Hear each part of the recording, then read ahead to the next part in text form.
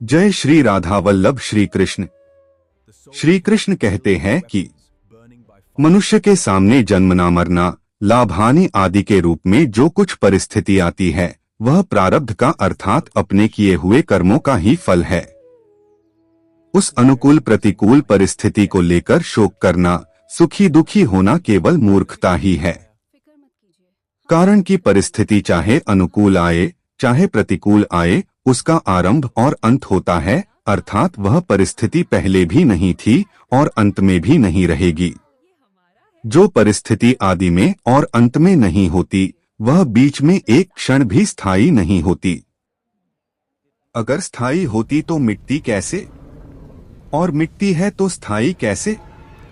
ऐसी प्रतिक्षण मिटने वाली अनुकूल प्रतिकूल परिस्थिति को लेकर हर्ष शोक करना, सुखी दुखी होना केवल मूर्खता है। परात्पर परिपूर्णतम पर ब्रह्मा श्री कृष्ण कहते हैं कि परिस्थिति कैसी भी अनुकूल या प्रतिकूल क्यों न हो, मनुष्य अपने विवेक के अनुसार धर्म में स्थित होकर अपना कर्म करें और साहस और धैर्य रखें।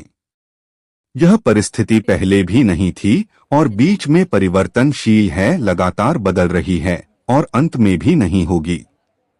इसलिए मनुष्य अपने धर्म में स्थित रहें, ना कि उससे भागे या शरीर विनाश की बात भी मन में ना लाए। जो भी सुखद या दुखद परिस्थिति आई है, कर्म का ही भोग है। कर्म का भोग शरीर के विनाश करने पर या शरीर को मारने पर भी दूर नहीं होगा, वरन ब्यास के साथ भोगना ही पड़ेगा। मनुष्य का वर्तमान जीवन और उसका शरीर, रिश्ते नाते, पुत्र पुत्री, पत्नी, भाई बहन, माँ बाप और मित्र उसके पूर्व किए हुए कर्मों का ही फल है।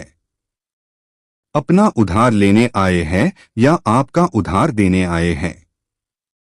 कर्म ही परिस्थितियों का निर्माण करते हैं, प्रतिकूल हो या अनुकूल हो। अपने कर्मों का ध्यान रखें। श्री कृष्ण की शरण हो, किसी भी प्रकार की परिस्थिति क्यों न हो अपने धर्म पर अडिग रहकर कर्म करें। परात्पर परिपूर्णतम पर ब्रह्मा श्री कृष्ण सब कुछ संभाल लेंगे। श्री राधा कृष्ण समर्पिते।